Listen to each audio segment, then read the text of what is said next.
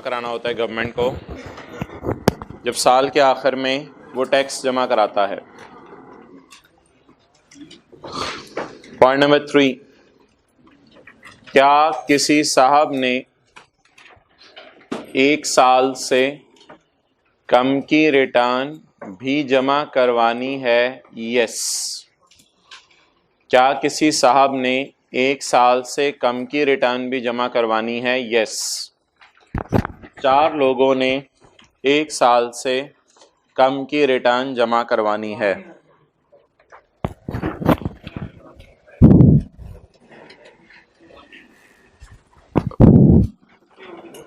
चार लोगों ने 1 साल से कम की रिटर्न जमा करवानी है।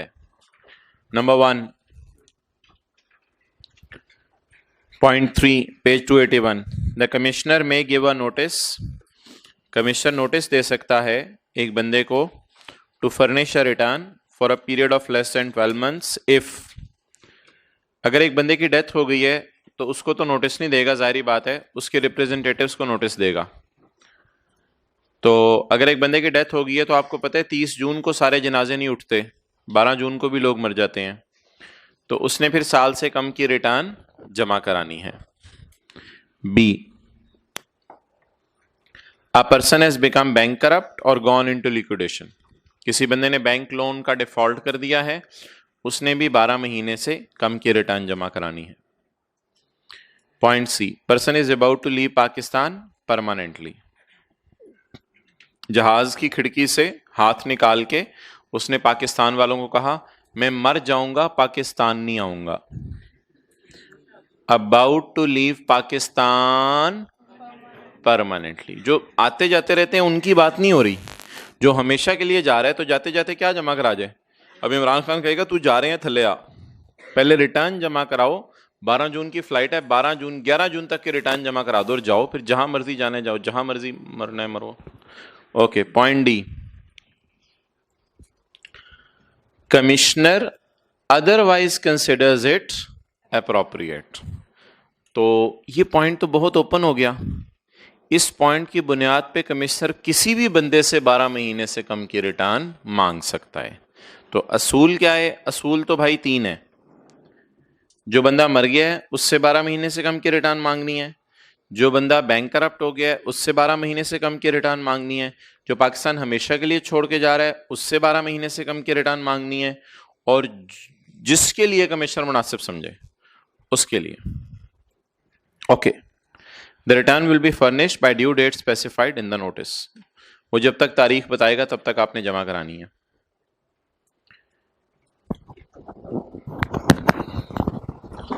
अब आपने सजा पढ़नी है उस बंदे की जो रिटर्न जमा ना करवाए। अब आपने सजा पढ़नी है उस बंदे के लिए जो रिटर्न जमा ना करवाए। अगर एक साहब हैं, उन्होंने रिटर्न जमा नहीं करवाई, तो ऐसी सूरत में कमिश्नर कोई सजा नहीं देगा, उनके घर एक सॉफ्ट नोटिस भेजेगा।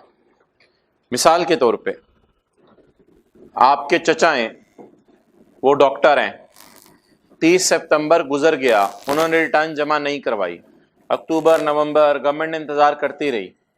अब गवर्नमेंट को जब भी पता चला तो गवर्नमेंट ने नवंबर दिसंबर में ख्याल आया कि भाई इसने तो 30 सितंबर की रिटर्न ही जमा नहीं कराई, तो गवर्नमेंट क्या करेगी? गवर्नमेंट एक नोटिस भेजेगी उसके घर, जिसके बाद आपके चाचू को 30 दिन मिलेंगे रिटर्न जमा कराने के लिए। तो फिर 30 दिनों के अंदर अंदर आपने आके रिटर्न जमा करानी होगी। If a person has furnished, sorry, if a person has not furnished return, जुर्म बता दें, नॉट फर्निश्ड रिटर्न, टाइम पे रिटर्न जमा नहीं कराई, जुर्म हो गया। सजा सुने, कमिश्नर में, कमिश्नर अगर चाहे, बाय नोटिस, नोटिस भेज के, रिक्वायर हिम, ये पहला नोटिस जो है आप पढ़े हैं, एक नोटिस आप इससे अपने ऊपर भी पढ़ा है पॉइंट 3 में, commissioner may give notice to a person to furnish a return of for a period less than 12 months. If a person has furnished a return, Commissioner may by notice require him to file it within 30 days of date of service of notice. Commissioner may allow a longer period or a जुल्म भी कर सकता है, 30 दिन से कम में भी जमा करवाने को कह सकते हैं। आमतौर पे 30 दिन देता है, लेकिन ज्यादा और कम की ऑप्शन अवेलेबल है।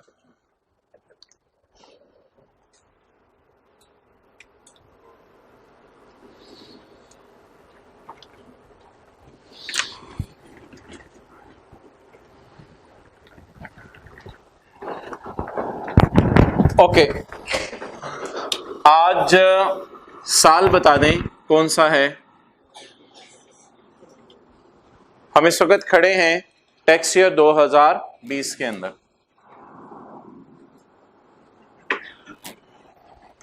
और आज तारीख क्या है? 1 जुलाई 19 और 30 जून 20। मंगल करीब है। आज तारीख क्या है? 7 नवंबर। मिसाल के तौर पे जुलाई, अगस्त, सितंबर, अक्टूबर, नवंबर, तो 7 नवंबर पे हम खड़े हैं। क्या मैं कह सकता हूं 2019 is my latest completed tax year? 2019 is my latest completed tax year. Okay,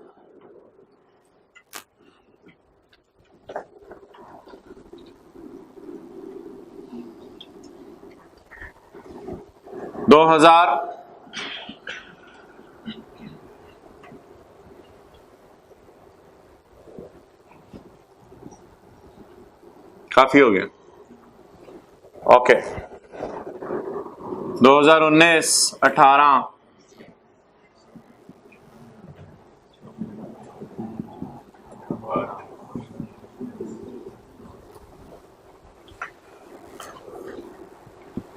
अब एक साहब हैं, भाई आप गुलबर्ग से इनरोल हो गए, इधर कहीं हैं? अच्छा, नहीं क्या लगा। अच्छा, अब एक साहब है आपके मोहल्ले के अंदर, मिसाल के तौर पे वो डॉक्टर साहब है, डॉक्टर साहब ने जो रिटर्न जमा कराने का प्रोसीजर है उसको फॉलो नहीं करते।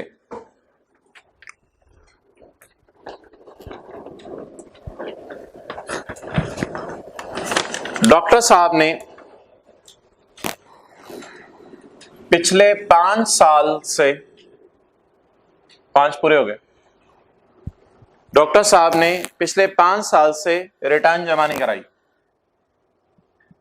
ऐसे ही पहले कभी कराते होंगे, पहले को छोड़ें परे, पहले कभी कराते होंगे, या ऐसा भी हो सकता है कभी भी ना कराई हो। डॉक्टर साहब ने पिछले 5 साल से रिटर्न जमा नहीं कराई। आपके मोहल्ले में एक लॉयर साहब हैं,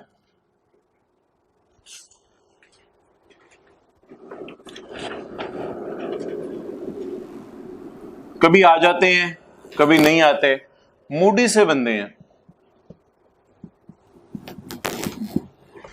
ऐसे मूडी से बंदे हैं, कभी रिटर्न जमा करा देते हैं, कभी रिटर्न जमा नहीं कराते। अब मुझे बता दें बुरा बच्चा कौन है और दरमियाना बच्चा कौन है? डॉक्टर बुरा बच्चा है, रिटर्न जमा ही नहीं कराता। लॉयर दरमियाना बच्चा है, अच्छा बच्चा नहीं है। अच्छे बच्चे की तो मैं मिसाल ही नहीं दे रहा, क्योंकि अच्छे बच्चे को तो सजा ही नहीं देनी, अच्छा बच्चा तो आपके साथ बैठा हुआ है। दरमियाना बच्चा है।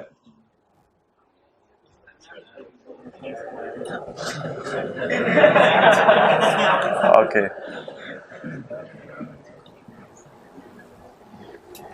लॉयर साहब दरमियाना बच्चा है, बुरा बच्चा नहीं है, अच्छा बच्चा भी नहीं है।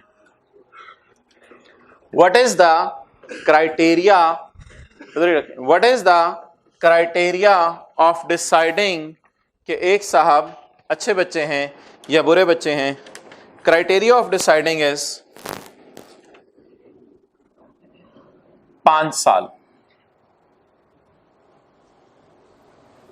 6 हो गए, 5 साल। क्राइटेरिया ऑफ डिसाइडिंग इज 5 साल।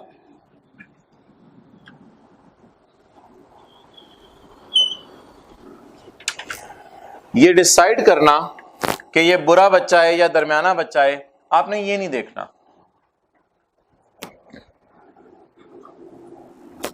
आपने क्या देखना है, आपने देखने हैं ये 5 साल बस।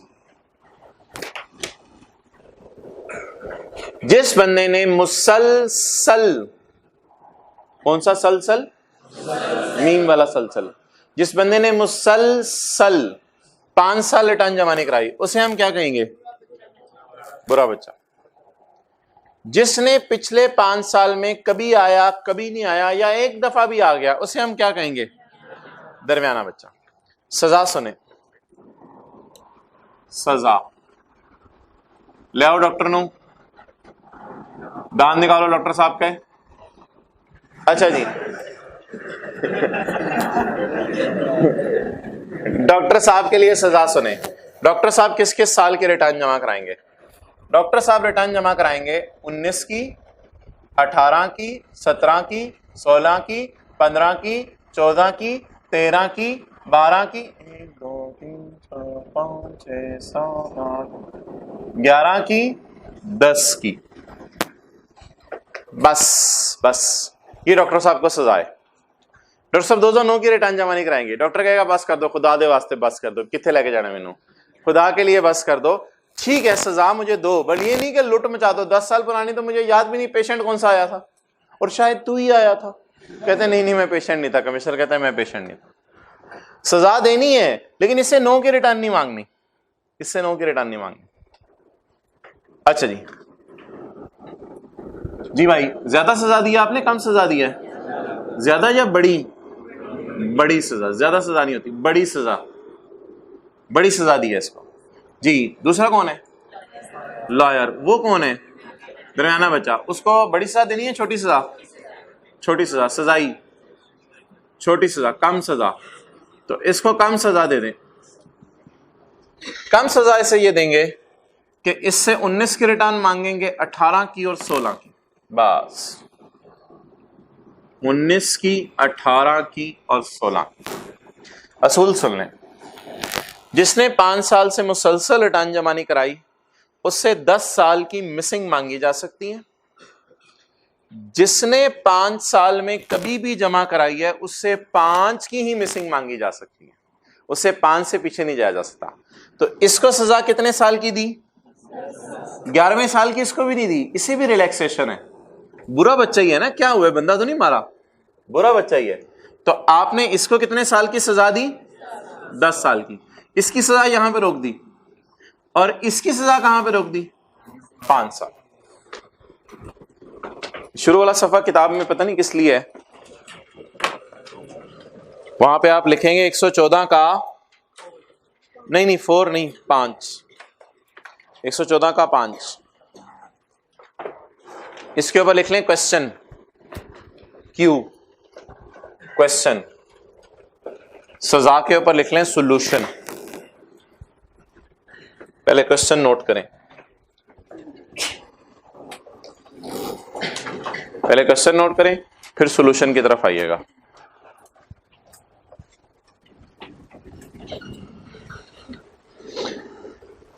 दाएं बाएं वाले ने चेक करें, इतना हैवी फॉन्ट साइज यूज किया, सफा खत्म तो नहीं होने वाला उसका ये वाला।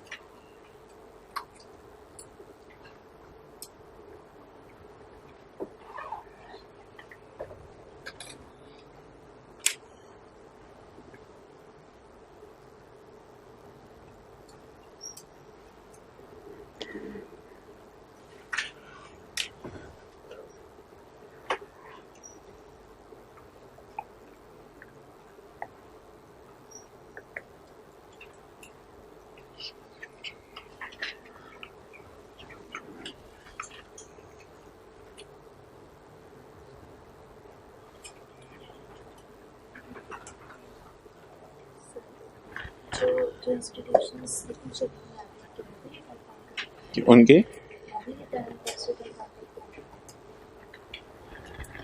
हाँ करते हैं, लेकिन वो टैक्स जमा नहीं कराते।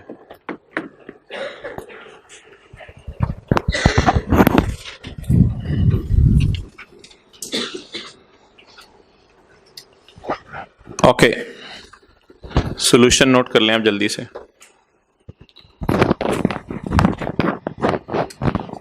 जी, जो मुसलसल 5 साल रिटर्न जमा ना कराए वो कितने सालों की जमा कराएगा? 10 सालों की। और जो मुसलसल 5 साल नहीं बल्कि 5 सालों में कभी कभी आ गया तो वो कितने सालों की रिटर्न जमा कराएगा? 5 सालों में सबकी नहीं, जिस साल की नहीं जमा कराई।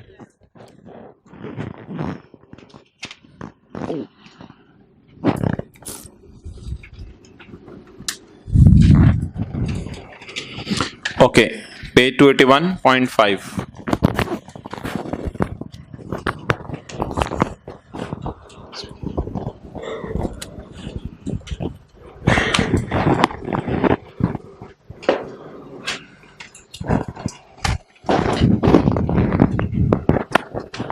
दोनों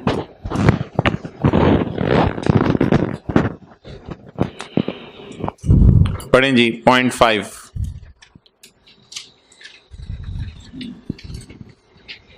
जल्दी नोट करें।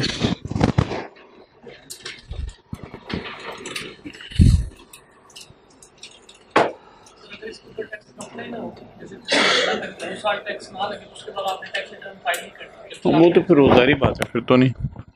अच्छा जी, page 281.5। The above notice may be issued, ऊपर नोटिस कौन सा है? रिटर्न मांगने का। The above notice may be issued for any of last 5 completed tax years और असेसमेंट ईयर्स। फर्दर, ये तो आम हालात है, देखें ये तो आम सजा है ना, 5 साल की मांगे, ये लॉयर की बात कर रहे हैं। लेकिन फर्दर के आगे बुरे बच्चों की बात कर रहे हैं। Further if a person has not filed return for any of the last 5, ये एनी आपने पेपर में लिखना है, लेकिन इससे एनी से मुराद यहां ऑल है। एनी पता है इस मानी में किसी की भी जमा नहीं कराई, एनी यहां इस माने में है, एक की भी जमा नहीं कराई, तो एनी यहां ऑल के माने में है। Further if a person has not filed return for all of the 5 completed tax year. Doctor साहब तुसी एक बारी भी नहीं आए, पढ़ लो डॉक्टर साहब। नोटिस में बी इशूड फॉर 1 और मोर। अच्छा, 1 और मोर इसलिए लिख रहा है कि लॉ मेकर कभी रिलैक्स कर देता है, कभी कहता है छोड़ो यार डॉक्टर साहब हैं यार, रिलैक्स कर दो, कभी रिलैक्स भी कर देता है, लेकिन असूल यही है कि 10 सालों की मांगे। नोटिस में बी इशूड फॉर 1 और more of last 10 completed tax years. तो आम हालात में रूल क्या है? 5 साल। लेकिन अगर एक बंदा मुसलसल 5 साल से नहीं आ रहा, उसके लिए रूल क्या है? 10 साल के return. Okay, the time limit provided above shall not apply if commissioner is मुतमईन that a person who failed to furnish return has foreign incomes और foreign assets। भाई ये भी हमने पढ़ना है, foreign income foreign assets अगले सफ़ों पे आके हम पढ़ेंगे, फिर भी इसको हम तफसील से देख लेंगे ये क्या चीज़ है कि ये टाइम लिमिट फॉरेन इनकम्स और फॉरेन एसेट्स वाले पे क्यों नहीं लगनी और ये क्या बात है। ओके, पास्ट पेपर्स की तरफ आए।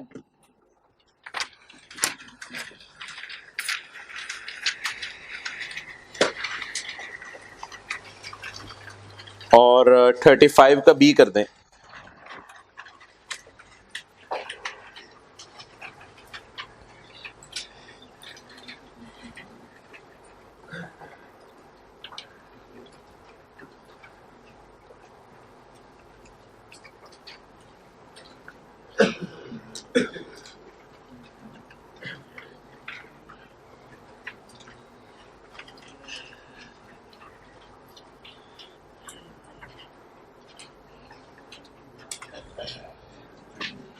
जी भाई, लिस्ट स्पेसिफाई द सर्कमस्टांसेस, वो सूरतें बताएं under which the commissioner has power to issue notice demanding a return from certain persons for, जी बताएं, 1 साल से कम की रिटर्न किन हालात में मांगी जा सकती है? चार हालात में, 4 हालात में 1 साल से कम की रिटर्न। और कितने नंबर का सवाल आया? 3 नंबर का।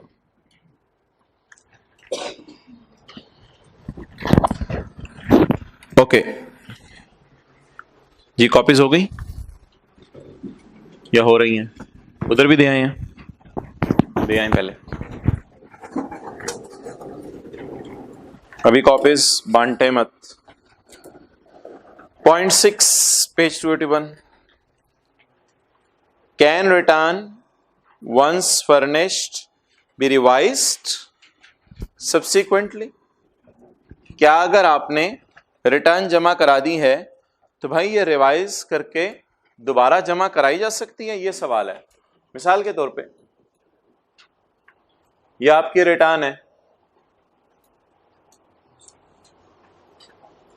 5 मिलियन इनकम फ्रॉम सैलरी और income from business 6 million, taxable income 11 million. ये आप जमा करा के आए, आप परेशान बैठे हुए थे। भाई आप क्यों परेशान बैठे हुए हैं? आप परेशान बैठे हुए थे। बेगम ने पूछा सरताज क्या हुआ है? सरताज बोला बेगम बहुत परेशान हूं मैंने 8 मिलियन कमाया था बिजनेस की मद में, पता नहीं मुझे क्या हो गया था, मैंने 8 मिलियन कमाया, मैं लिख के 6 आ गया, पता नहीं मुझे क्या क्या क्या हो जाता है। बेगम कहती है हाँ होता रहता है, बट अब कोई मसला नहीं, मैंने पढ़ा हुआ है पेज 281 और मुझे पता है कि आपके पास एक ऑप्शन अवेलेबल है सरताज, आप परेशान ना हो, मैं आपके लिए कॉफी बनाती हूँ, आप रिलैक्स करें, आप रिटर्न रिवाइज करें, आप उतनी देर में रिटर्न रिवाइज करें, आप ये सफा दोबारा जाके गवर्नमेंट को जमा करा दें और एफबीआर के पास जाके कहें कमिश्नर भाई ये 6 नहीं था, ये 8 था, मैं पागल हो गया, तो 5 जमा 8 ये मेरी रिवाइज्ड टैक्सेबल इनकम है। तो रिटर्न दोबारा जमा कराने की इजाजत है अगर आपको उसमें कोई गलती वगैरह आप खुद ही ख्याल आ जाए, खुद ही याद आ जाए। If a person discovers any omission, omission कोई चीज भूल ही गए, और रॉन्ग स्टेटमेंट, या भूले तो नहीं, लिखी थी लेकिन गलत लिखी थी, in a return he may revise it by fulfilling the following conditions A B A C. अच्छा भाई, एक होते हैं अकाउंट्स, एक होते हैं ऑडिटेड अकाउंट्स, इनमें क्या फर्क है अकाउंट्स और ऑडिटेड अकाउंट्स? अकाउंट्स तो profit and loss balance sheet होता है ना पहले, अकाउंट्स ऑडिटेड भी होते हैं, अनऑडिटेड भी होते हैं। अच्छा, ऑडिटेड अकाउंट्स कौन से होते हैं? इंडिविजुअल्स के ऊपर पाकिस्तान में ऑडिट कराना जरूरी नहीं है, इसलिए इंडिविजुअल्स जो अकाउंट्स जमा कराते हैं एफबीआर को वो ऑडिटेड होते हैं या ऑडिट नहीं किया होता, खुद ही बनाए होते हैं, खुद ही बनाए होते हैं। लेकिन कुछ कंपनीज के ऊपर पाकिस्तान में ऑडिट कराना बाइंडिंग है। वो कंपनीज कौन से अकाउंट्स जमा करवाती हैं? Audited accounts. तो कहते हैं मुझे इससे फर्क नहीं पड़ता, कुछ लोग सिर्फ अकाउंट्स जमा कराते हैं रिटर्न के साथ स्टेपल करके, और कुछ लोग क्या जमा कराते हैं? Revised audited accounts, sorry audited accounts. अब अगर आपने रिटर्न जमा कराई, बाद में आपको पता चला मैंने सेल ही गलत शो की थी प्रॉफिट एंड लॉस में, तो ना सिर्फ आपको अपने अकाउंट्स रिवाइज करने पड़े बल्कि रिटर्न की बिजनेस इनकम भी रिवाइज करनी पड़ी। तो रिटर्न जमा कराने के साथ सबसे पहली शर्त यह है कि इसके पीछे आप स्टेपल करें नए वाले अकाउंट्स या पुराने वाले अकाउंट्स। पहली शर्त, it is accompanied by the revise accounts, और रिवाइज्ड जो ऑडिट नहीं कराते वो रिवाइज अकाउंट्स जमा कराते हैं, और जो ऑडिट कराते हैं वो रिवाइज्ड ऑडिट। ओरिजिनल वाले जमा कराएं, ओरिजिनल वाले तो पहले ही जमा करा दिए होंगे जब आपने ये वाले रिटर्न जमा कराई होगी। B, the tax payer files the revision, reason for revision, reason कोई भी हो सकती है, एरर हो गई थी, कोई चीज पता नहीं चली थी, कोई भी रीजन हो सकती है। The tax payer files the reason for revision in writing signed by him. बांटे जी सफा जी, वो अभी असेसमेंट्स के चैप्टर में पढ़ेंगे।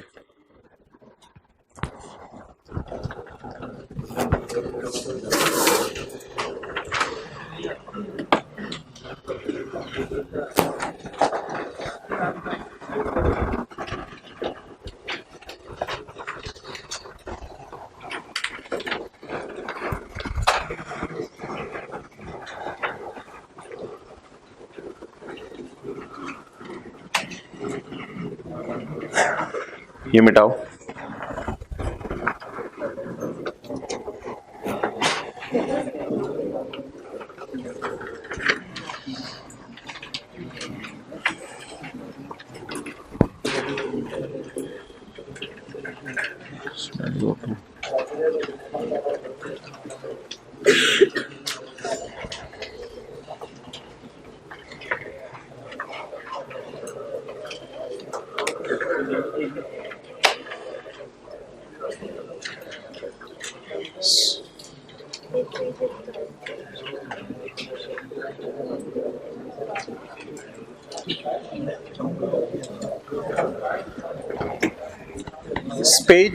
पेज उल्टा करके रख दे। मैंने हाथ में इसलिए पकड़ा हुआ है ताकि मैं वही अल्फाज इस्तेमाल करूं जो पेज पे हैं, इसलिए पेज उल्टा करके रख दे। पेज नहीं देखना, पेज साथ साथ देखते हैं तो फिर माइंड नहीं चलता, फिर वो माइंड चलना बंद हो जाता है। ये माइंड ब्लैंक है। ओके, मैं पेज की तरफ देखूंगा, मतलब ये नहीं कि आपने भी पेज की तरफ देखना है।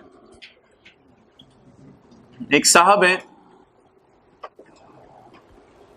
उन्होंने ओरिजिनल रिटर्न फाइल की है 30/9/16 को, बिल्कुल टाइम पे। 30/9/16 इनका ईयर एंड था, 30/9/16 को इन्होंने ओरिजिनल रिटर्न फाइल कर दी।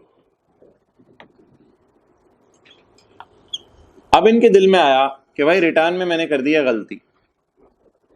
गलती कर दी है, इस वजह से मुनासिब है कि मैं रिटर्न को क्या करूं, रिवाइज करूं। इन्होंने क्या किया, सिनेरियो 1, पेज की तरफ नहीं देखना, 15 अक्टूबर 16 को इन्होंने सोचा कि मैं रिटर्न क्या कर दूं, रिवाइज कर दूं। यानी ओरिजिनल फाइल की 30 सितंबर को, tax payer now decided to file, बोले कौन सी return, revise return. Tax payer ने सोचा कि मैं कौन सी रिटर्न रिवाइज करूं, कौन सी रिटर्न जमा कराऊं, रिवाइज रिटर्न। इसमें दो ऑप्शंस हैं। आपने रिवाइज रिटर्न फाइल की 15 अक्टूबर 16 को, इसे कहते हैं जल्दी। 30/9/16 है ना, 15 अक्टूबर 16, जल्दी 15 दिन के अंदर, ऐसे जल्दी, इसको कहते हैं जल्दी। आपने जल्दी रिटर्न रिवाइज कर दी। ऐसी सूरत में आपको कमिश्नर से इजाजत की जरूरत नहीं है। No approval of commissioner is required. बस आप कमिश्नर के दफ्तर जाएं, बाहर पीएन बैठा होगा, पीएन को कहें ये रिटर्न मैंने रिवाइज करनी थी, मैं आपको याद है 15 दिन पहले मैं आया था तो गलती ही रह गई थी कोई, ये रिटर्न रिवाइज करनी थी, कमिश्नर साहब आए ना, उनकी फाइल में रख देना बस, और रिलैक्स करके घर चले जाएं, कोई मसला ही नहीं। दूसरी ऑप्शन क्या हो सकती है कि आपने रिटर्न ओरिजिनल जमा करा दी, रिवाइज करना आपको देर से जहन में आया, जल्दी नहीं, आपने रिटर्न रिवाइज देर से की। मिसाल के तौर पे 15 जनवरी 2017, 3 महीने 17 दिन बाद, 3 महीने 17 दिन बाद आपको ख्याल आया मैं रिटर्न रिवाइज कर दूं। इसमें दो ऑप्शंस हो सकती हैं। एक ऑप्शन ये हो सकती है कि गवर्नमेंट को फायदा हो आपके रिटर्न रिवाइज करने से, ठीक है। दूसरी ऑप्शन क्या हो सकती है कि आपके रिटर्न रिवाइज करने से गवर्नमेंट को नुकसान हो। आप मुझे बता दें गवर्नमेंट को फायदा कब होता है, जब इनकम आप रिवाइज रिटर्न में ज्यादा करें तो गवर्नमेंट को क्या होता है, फायदा होता है। गवर्नमेंट को नुकसान कब होता है, जब इनकम आप रिवाइज रिटर्न में कम कर दें तो फिर गवर्नमेंट को नुकसान होता है। या लॉस आप रिवाइज रिटर्न में कम कर दें, इससे भी गवर्नमेंट को नुकसान होता है, फायदा होता है। या लॉस आप रिवाइज रिटर्न में बढ़ा दें, इससे भी गवर्नमेंट को क्या होता है, नुकसान होता है। कैसे, ये जरा बात समझ लें। ये 0 है, बॉर्डर है, 1 2 3, लॉस -1 -2 -3,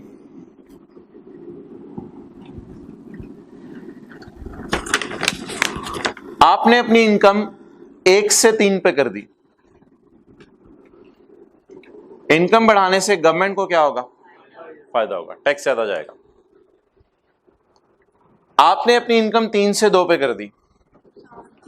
इनकम कम करने से गवर्नमेंट को क्या होगा? नुकसान। आपने अपना लॉस कम कर दिया। लॉस इतना था, कम करते करते करते करते करते करते 0 पे ले आए। ऐसी सूरत में गवर्नमेंट को क्या होगा? फायदा। ऐसी सूरत में गवर्नमेंट को क्या होगा? कभी कभी लॉस कम होते होते होते होते होते पॉजिटिव बन जाता है, इनकम बन जाता है। इससे तो गवर्नमेंट बहुत खुश होती है। अच्छा, और लॉस अगर आप अपना बढ़ाने लग जाए बढ़ाने लग जाए बढ़ाने लग जाए और लॉस को -1 से -10 पे ले जाए, तो इससे होगा कि आप अगले साल जब प्रॉफिट आएंगे तो पिछले साल का लॉस माइनस करने की जरूरत होगी। जब माइनस करेंगे तो बड़ी फिगर माइनस होगी, तो गवर्नमेंट फिर कहेगी हमें तो टैक्स कम गया। तो असूल क्या है? इस लाइन के अंदर अगर आप ऐसे चलते रहे तो गवर्नमेंट को फायदा होगा, ऐसे चलते रहे तो गवर्नमेंट को नुकसान होगा। आप बोले ऐसे चलने का मतलब क्या है? इनकम बढ़ाने से गवर्नमेंट को और लॉस कम करने से भी गवर्नमेंट को फायदा होगा। अच्छा, पर ऐसे चलें, इनकम कम करने से गवर्नमेंट को और लॉस बढ़ाने से भी गवर्नमेंट को नुकसान होगा। क्लियर? अच्छा जी, अगर आप गवर्नमेंट को फायदा देने आए हैं तो कमिश्नर कहते हैं जी आया नू, कोई अप्रूवल नहीं, जाओ। मेरे से क्या अप्रूवल लेनी? मैंने तुम्हें क्या अप्रूव करके देना कि गवर्नमेंट को फायदा दो या ना दो? मैं इस पे साइन करूंगा गवर्नमेंट को फायदा दो ना दो? इसमें कोई साइन नहीं होते। जाओ फायदा दो गवर्नमेंट को, जाओ मजे करो, मेरे साइन की जरूरत नहीं है, बस तुम रिटर्न रिवाइज करके ले आओ। बहुत अच्छा किया तुम आए, माना कि बहुत देर कर दी तुमने आते आते, लेकिन हमें फायदा देने आए हो। फायदा देने आए हो, मिठाई लेके आए हो, चाहे 10 दिन बाद आओ चाहे 100 दिन बाद आओ, हम शर्मिंदा नहीं करते। जो बंदा 100 दिन बाद मिठाई लेके आए उसे भी शर्मिंदा नहीं करते, चल मिठाई तो आ गई ना। तो कहते हैं नो अप्रूवल इज रिक्वायर्ड। लेकिन अगर आप गवर्नमेंट को टीका लगाने आए हैं, लेकिन अगर आप गवर्नमेंट को टीका लगाने आए हैं, फिर क्या होगा? बोले बोले बोले बोले। अब बहुत देर से टीका लगाया, टाइमो टाइम टीका नहीं लगाया, बहुत देर से। अब गवर्नमेंट कहेगी ये टाइम नहीं टीका लगाने का, बोले हाँ, अप्रूवल इज रिक्वायर्ड। ऐसी सूरत में कमिश्नर की अप्रूवल रिक्वायर्ड है। अच्छा, अब मेरे भाई, हम जब रिटर्न रिवाइज करके कमिश्नर को जमा करा देंगे, वो अपनी फाइल में रख लेगा। किसी ने अपनी फाइल में रख ली 15 जनवरी को, 15 जनवरी को अपनी फाइल में रख ली कि भाई चल ठीक है भाई, मैं इंशाल्लाह ना अप्रूव कर दूंगा। फाइल में पड़ी रही पड़ी रही पड़ी रही, सवाल उठा, commissioner has given approval bye 16 March 2017। Commissioner ने क्या 16 मार्च 2017 तक अप्रूवल कर दी है। ये फरवरी और मार्च 60 दिन बनते हैं इनके दरमियान में, अभी काउंटिंग करके बताऊंगा। क्या कमिश्नर ने 60 दिनों में अप्रूवल कर दी है? बोलें आगे। यस, कर दी है, या नो नहीं की। अगर कमिश्नर ने रिक्वेस्ट करने के 60 दिन में अप्रूवल कर दी है तो इसको हम कहेंगे चुस्त कमिश्नर, एफिशिएंट। और अगर कमिश्नर ने हमारी इजाजत मांगने के 60 दिनों में इजाजत नहीं दी तो इसे हम कहेंगे सुस्त कमिश्नर। अच्छा जी, अब आप मुझे बता दें, अगर कमिश्नर ने हमें अप्रूवल दे दी 60 दिनों में तो फिर क्या होगा? रिवाइज रिटर्न वैलिड हो जाएगी क्योंकि कमिश्नर की इजाजत मिल गई। Revise return is valid. और अगर कमिश्नर ने, हमने रिक्वेस्ट की 16 मार्च तक अप्रूवल कर दो, उसने अप्रूवल नहीं की, तो फिर हमें बेनिफिट मिलेगा। कमिश्नर सुस्त है, बेनिफिट हमें मिलेगा। It will be assumed that commissioner has given approval। ये assume कर लिया जाएगा कमिश्नर ने अप्रूवल दे दिया। रिवाइज करें,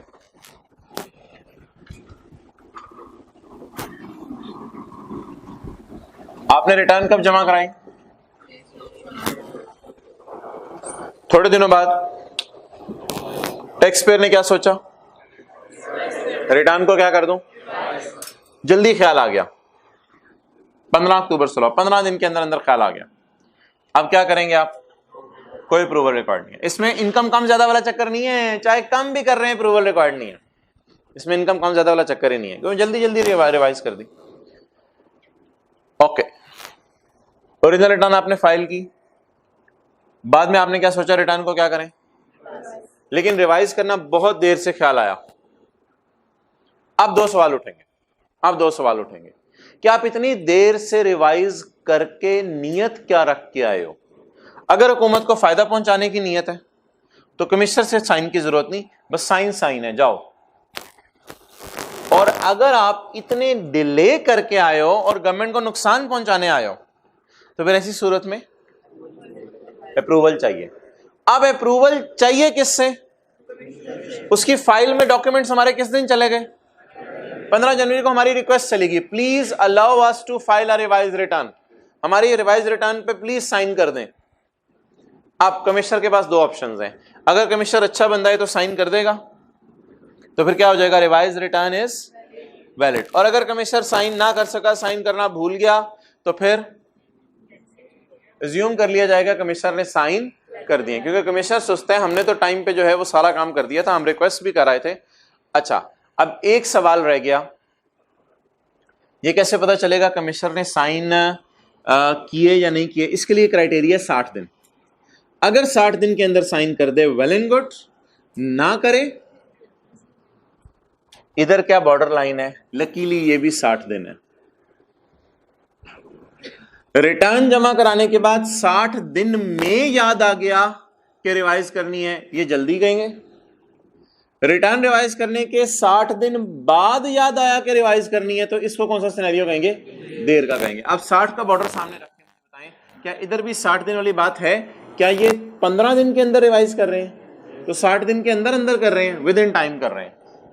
ये 60 दिन के बाद क्या, आप तो 3 महीने 15वें दिन जाके कर रहे हैं, ये तो तकरीबन कोई 90 जमा 15 दिन 105 दिन बन गए हैं, तकरीबन 105वें दिन कहीं 106 दिन जाके आप रिवाइज करें, तो बहुत देर से रिवाइज कर रहे हैं। ओके, देख लें सफा,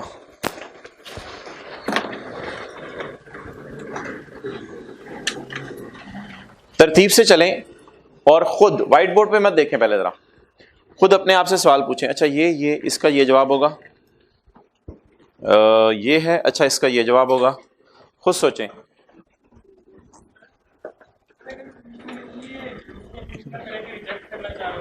हाँ, वो रिजेक्शन वाली ऑप्शन है, वो फिर वो रिजेक्ट कर देता है, फिर बात सही है, तो आप नहीं रिवाइज कर सकते।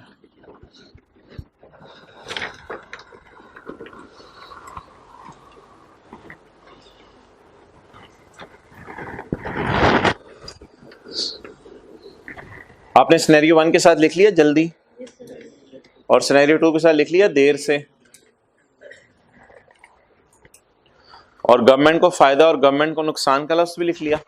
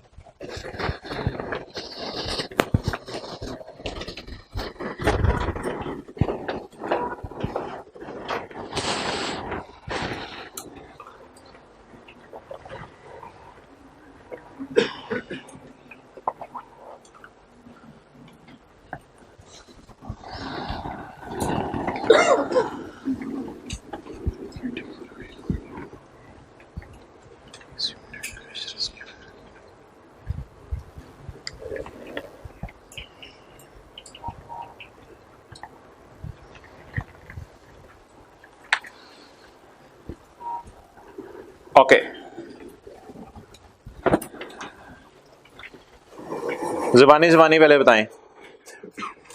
जल्दी रिवाइज रिटर्न कर दी तो कमिश्नर की इजाजत, अगर देर से रिवाइज की तो इसमें हुकूमत को फायदा है तो फिर भी अप्रूवल, और अगर हुकूमत को नुकसान है तो ऐसी सूरत में अप्रूवल, अगर अप्रूवल कर दी तो वेल एंड गुड, अप्रूवल ना की रिज्यूम कर दिया जाएगा अप्रूव कर दी। पेज, अच्छा आपने लिख लिया हैंड रिटन नोट्स पे कि पेज 281 है ये किताब का,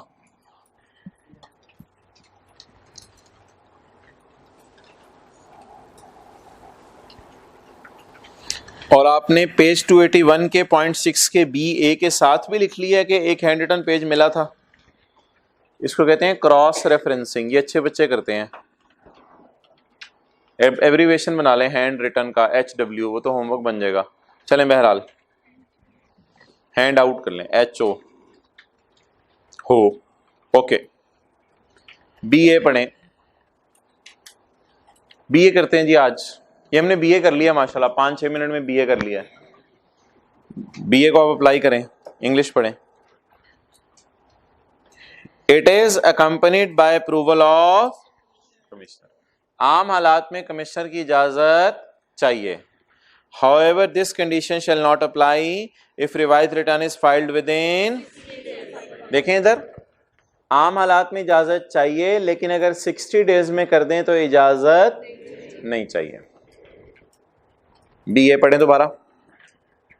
it is accompanied by approval of commissioner, आम हालात में इजाजत चाहिए।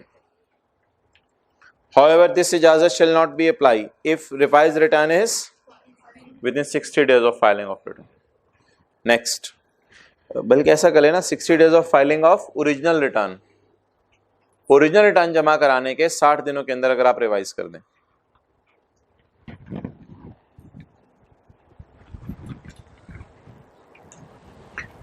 Where the commissioner has not passed an order of approval in writing, देखें, where the commissioner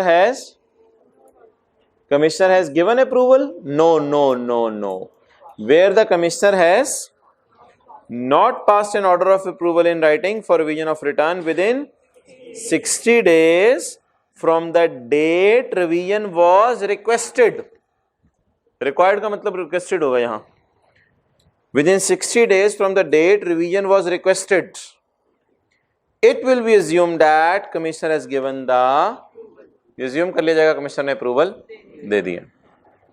further no approval is required if, देखें इधर, देखें इधर देखें, ये वाला तो पढ़ लिया ना, अब ये रह गया सिर्फ further no approval is required. कब? If taxable income is more than को छोड़ें, और लॉस इज लेस, दोबारा पढ़ें, if taxable income is more than और loss is less than determined under section 120, ये तो अभी हमने पढ़ा नहीं, 120 आने का वेट करें। आप अभी अपने समझने के लिए लिख लें लेस देन के आगे लिख लें देन डिटरमिन्ड अंडर सेक्शन 120 को अंडरलाइन करें, डिटरमिन्ड अंडर सेक्शन 20 को अंडरलाइन करें और अंडरलाइन करके लिख लें ओरिजिनल रिटर्न। 120 पढ़ेंगे तो बात समझ आ जाएगी। अभी डिटरमिन्ड अंडर सेक्शन 120 को पेपर में भी आप ओरिजिनल रिटर्न लिख सकते हैं, कोई मसला नहीं। Further no approval is required, भाई ऐसी चलाएं, further no approval is required, कोई अप्रूवल नहीं चाहिए होगी।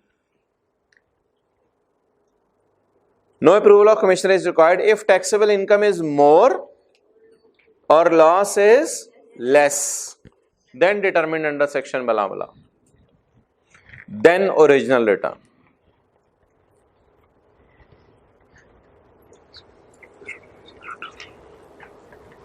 अच्छा भाई, ये पॉइंट सी आपको भी समझ नहीं आएगा, इसको पेंडिंग कर दें, ये सिलेबस के आखिरी 2-3 दिनों में आपको पढ़ाया जाएगा।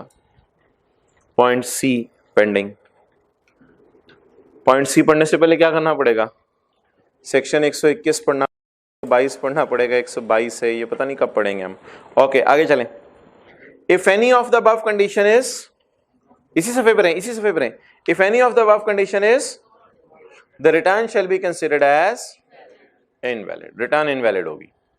मोटी मोटी कंडीशन ज़बानी याद करें। ए, रिवाइज अकाउंट्स जमा कराने हैं। बी, रीजन और टैक्स पेयर के साइन, रीजन और टैक्स पेयर के साइन। बी ए, कमिश्नर के साइन, लेकिन उसमें पागल कर दिया उसने, कमिश्नर के साइन में बड़ा रोला हमने।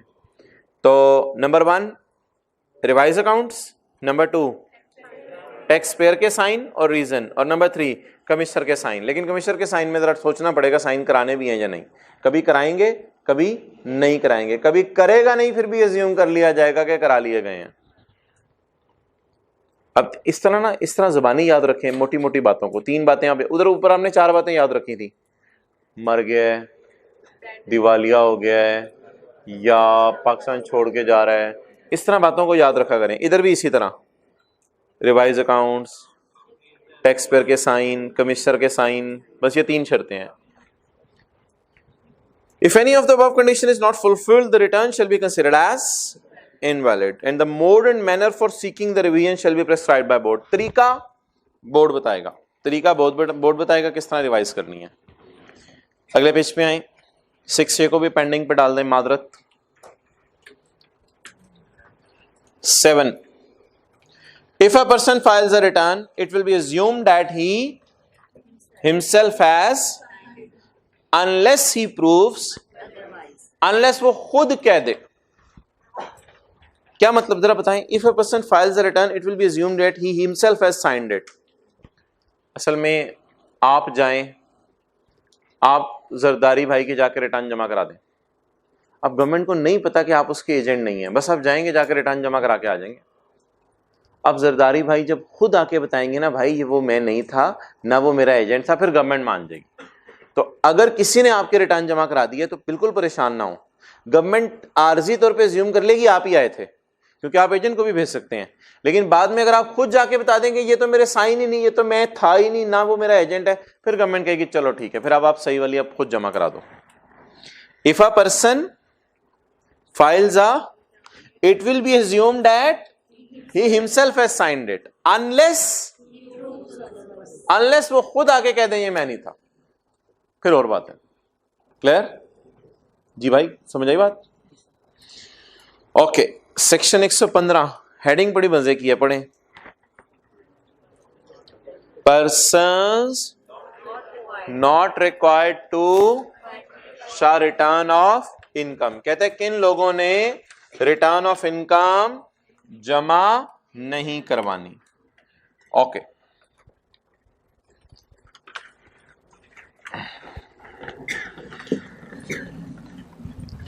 पढ़ें। The following persons will not furnish a return of income only because के लफ्ज को छोड़ दें। नीचे आए, बेवा ने रिटर्न जमा नहीं करानी। नंबर बी, ऐसा यतीम जिसकी उम्र 25 साल से, ऐसा ना हो कि यतीम और खुद 55 साल का हो, वो यतीम नहीं है, अब तो उसके भी बच्चे होंगे। ऐसा यतीम जिसकी उम्र 25 साल से कम है, और माजूर, ये नहीं कि नाखून काट के बंदा कहे नहीं जी, माजूर अ डिसेबल्ड पर्सन, और a non resident person. Non resident बंदे ने रिटर्न जमा नहीं करानी। लेकिन एक लाइन ऊपर लिखी हुई है, the following will not furnish return only because of subclause 3, 4, 5 and 6 of clause B of subsection 1 of 114। कल वाला परेशान ना हो, कल वाला जरा आए, जरा नजर मारे। 3 क्या था? 4 इमूवेबल प्रॉपर्टी, 5 फ्लैट, 6 बस। अब इन 4 को जरा बॉक्स लगाएं पेज 280 पे आके। 3 से लेके कहां तक? 6 तक। आप ऐसा करें, एक बॉक्स बनाएं ऐसे,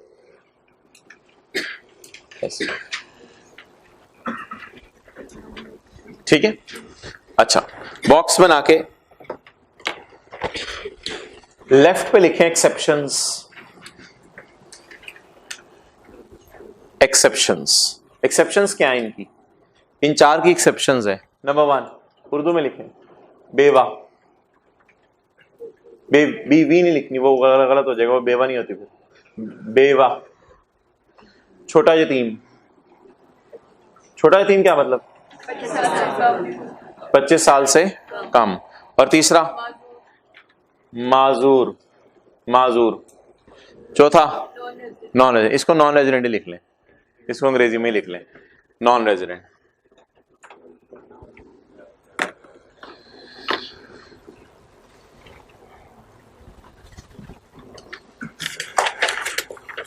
ओके,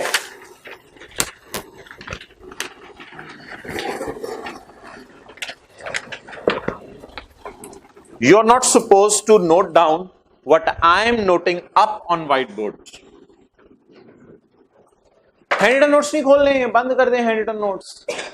हैंड रिटन नोट्स बंद रखें। ओके, एग्जाम्पल,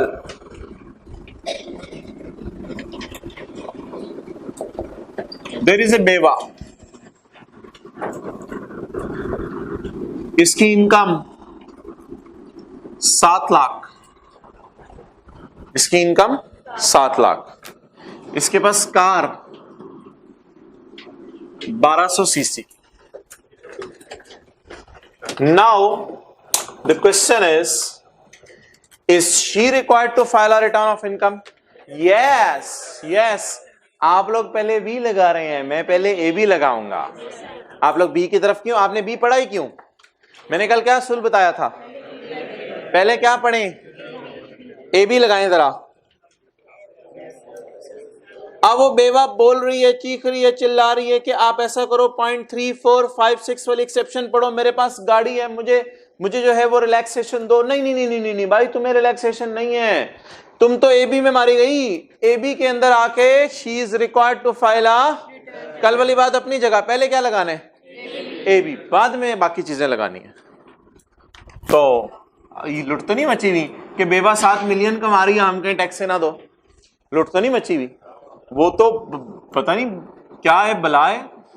अभी तो 7 लाख कमा रही है, अभी तो कितना कमा रही है? 7 लाख। तो she will file return as per section 114 का ए बी। आगे चलने में, अनदर बेवा, नंबर 2,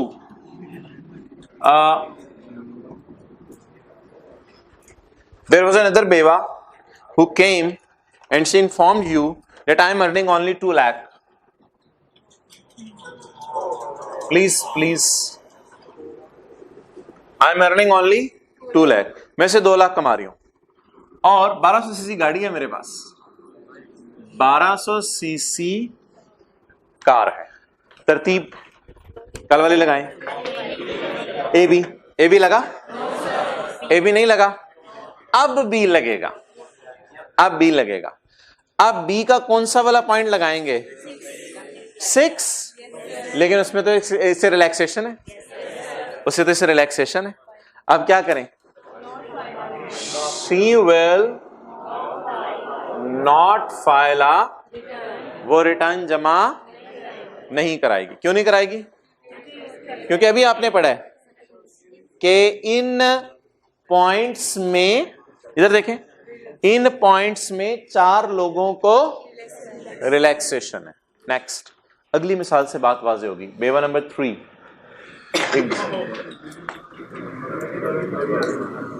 another बेवा केम, शी इन्फॉर्म्ड कि मेरी इनकम है 3,20,000,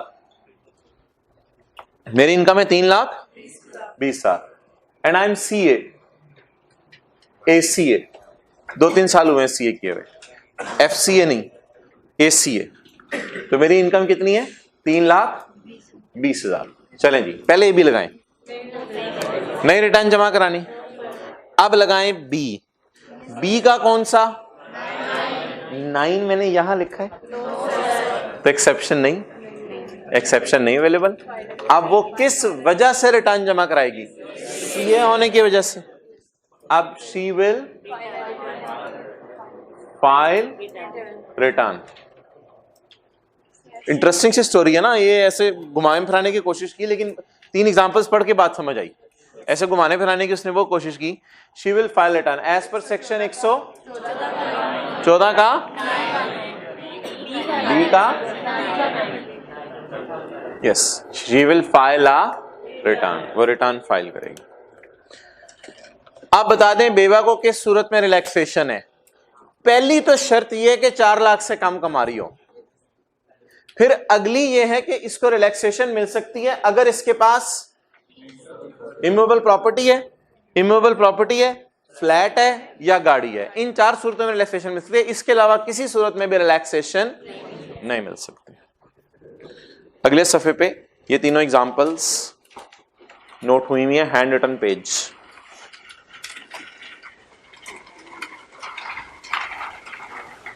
हैंड रिटन पेज नंबर 2, ये तीनों एग्जांपल्स नोट हुई हुई हैं।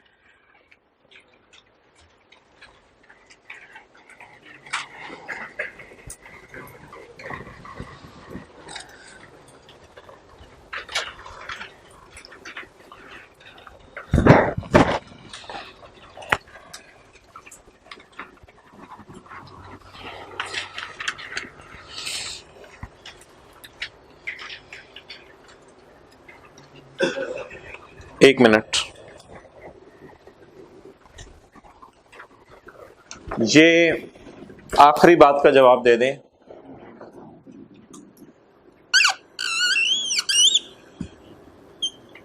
एक माजूर लॉयर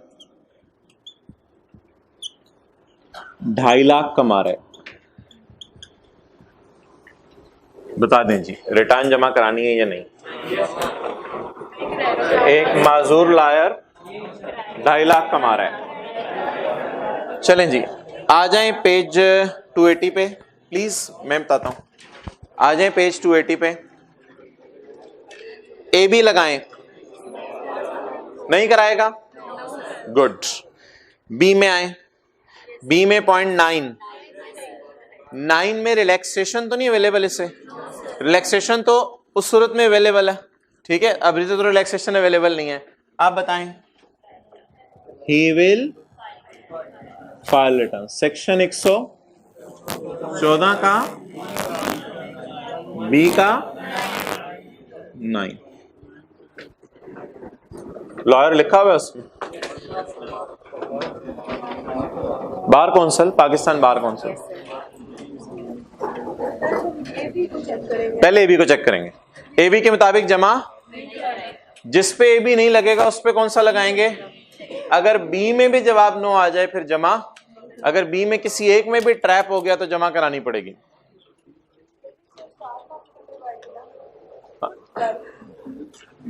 बस 7 लाख जो कमाया, इनकम तो नहीं कि 7 लाख है। सवाल सिर्फ पेपर में ये होगा कि रिटर्न जमा करानी है या नहीं।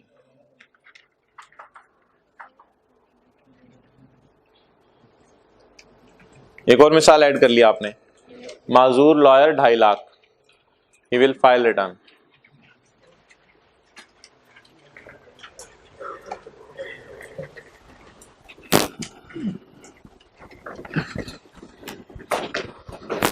जी आखिरी मिसाल,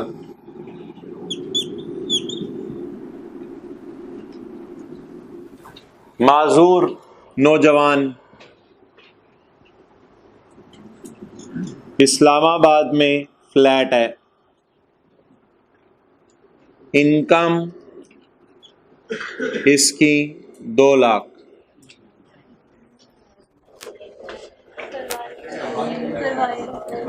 माजूर नौजवान। तरतीब से चले ना, क्या करवाएगा नहीं करवाएगा लगे हुए हैं, अभी तक एक पे नहीं आ रहे आप लोग। अच्छा ए बी लगाएं, थोड़ा सा आहिस्ता हौसला रखें। ए बी लगाएं, करवाएगा। अच्छा बी में करवानी थी, लेकिन वो करवानी थी 3 वाले में, लेकिन 3 में तो रिलैक्सेशन है, किसको, माजूरों को, और ये कौन है, माजूर है, इससे रिलैक्सेशन है।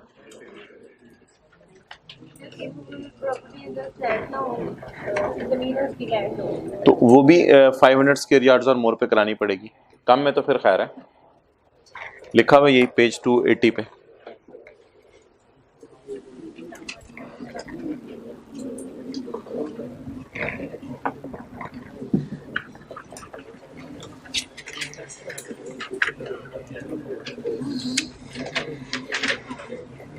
इंटरेस्टिंग चैप्टर है ना। ओके, अब आए पेज नंबर 299 पे। लगे हाथों साथ साथ ही पास पेपर करते रहें। Question 38, question 38 page 301। List the persons who may be granted immunity. Immunity होती है relaxation. List the persons who may be granted relaxation and from filing of under section 114 of income tax ordinance. सिर्फ reason ये है कि उनकी property है 500 square yard और मोर, या उनका फ्लैट है म्यूनिसिपल लिमिट्स में, सिर्फ ये वजह है। आए पेज 280 पे, पेज 280 पे पॉइंट 3 पढ़े। कहते हैं सिर्फ उनकी मूवेबल प्रॉपर्टी है 500 की, या उनका फ्लैट है, सिर्फ ये वजह है। तो बता दें इस वजह की वजह से किन्होंने रिटर्न जमा नहीं करानी। बस ये 4 पॉइंट। उसने 3, 4, 5, 6 सारे टेस्ट किए या 3? क्लियर हो गया बात? नहीं पूरा पढ़े सवाल दोबारा। लिस्ट द पर्सन्स, वो लोग बताओ, अब समझ आ गई, who may be granted relaxation under section 114 सिर्फ और सिर्फ by reason of owning immovable property. 1 रुपया नहीं कमा रहे, कोई गाड़ी नहीं है इनके पास, कोई सीए नहीं किया हुआ, कोई लॉयर नहीं है, सिर्फ और सिर्फ वजह यह है कि उनकी इमूवेबल प्रॉपर्टी है इस्लामाबाद में, नहीं म्यूनिसिपल लिमिट्स में, या उनका फ्लैट है म्यूनिसिपल लिमिट्स में। सिर्फ ये वजह है और कोई वजह नहीं है। अब बता दो, अगर सिर्फ ये वजह हो तो किसी को रिलैक्सेशन है? कितने लोगों को रिलैक्सेशन है? कितने नंबर का सवाल है? 3 नंबर का सवाल। तो इसमें इसका जवाब होगा 115 का 3।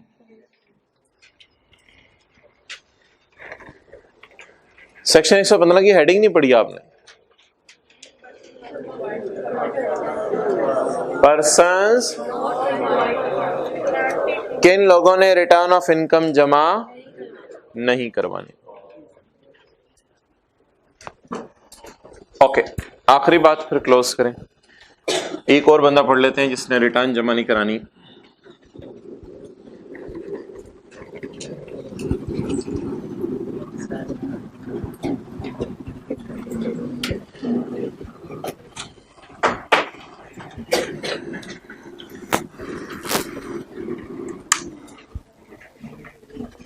ओके, एक साहब है,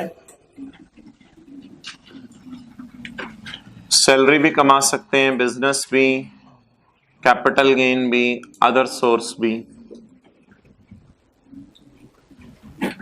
जी एंड पे सवाल पूछ लीजिएगा। जी, एक साहब है, सैलरी भी कमा सकते हैं, बिजनेस भी, कैपिटल गेन भी, अदर सोर्स भी। ये साहब कौन सी इनकम्स कमा रहे हैं? नॉर्मल टैक्स की इनकम्स। ये गवर्नमेंट को जमा कराएंगे रिटर्न। लेकिन अगर एक साहब है वो सिर्फ डिविडेंड इनकम कमा रहे हैं तो ये किसी हेड में नहीं गिरेगी। इस पे फाइनल रेट है 15%। ये रिटर्न जमा नहीं कराएंगे, ये स्टेटमेंट जमा कराएंगे। अब बता दें, salary, business, capital gain, other source वाला क्या जमा कराता है? डिविडेंड वाला स्टेटमेंट। स्टेटमेंट का मुश्किल सा नाम है स्टेटमेंट ऑफ फाइनल टैक्स। आसान सा नाम, स्टेटमेंट का नाम है स्टेटमेंट ऑफ, और इसका नाम है रिटर्न ऑफ इनकम, और उसका नाम है स्टेटमेंट ऑफ फाइनल टैक्स। इसमें यह बताएगा कि मैंने कंपनी एक्स से 10,000 रुपया डिविडेंड कमाया, कंपनी वाई से 20,000 रुपया डिविडेंड कमाया, एंड सो ऑन। ये एक पेज होता है। ये 25-30 सफ़े होते हैं। रिटर्न बनाना मुश्किल काम है, स्टेटमेंट बनाना आसान काम है। स्टेटमेंट क्यों आसान है? डिविडेंड पे आपने टैक्स भी जमा नहीं कराना होता, क्योंकि डिविडेंड पे आपके कंपनी ने ही टैक्स काट के जमा करा दिया होता है। रिटर्न बनाना क्यों मुश्किल है? चारों इनकम्स निकालनी पड़ती हैं, उसके पीछे वर्किंग्स करनी पड़ती हैं। वर्किंग्स करने के बाद आपको ज़कात का सबूत लगाना पड़ता है, चैरिटी का सबूत लगाना पड़ता है और बड़ा लंबा काम करना पड़ता है। तो जो बंदा पाकिस्तान में सैलरी बिजनेस कैपिटल गेन, आपके वालिद साहब हैं, शायद आपके वालिद साहब बिजनेस कर रहे हो, आपके वालिद साहब शायद सैलरी इनकम कमा रहे हो, ऐसे ही ओके बिजनेस कर रहे हैं, अच्छा, तो इनके वालिद साहब बिजनेस कर रहे हैं, तो ये नॉर्मल टैक्स की इनकम जमा करवाएंगे। एक बंदा कहते हैं मैं घर बैठा हूं, मक्खी मारने वाला मैंने लिया हुआ है, मक्खियां मारता हूं, पैसे मेरे पास पड़े हुए थे, मैंने कहीं जमा करा दिए हुए हैं, मुझे हर साल डिविडेंड आता रहता है, तो तुमने फिर रिटर्न जमा नहीं करानी। तुम जो सफा जमा कराओगे उसका नाम क्या है? Statement of final tax. चलें कल पढ़ेंगे दोबारा इसको, किताब से छोड़ने पर। हाँ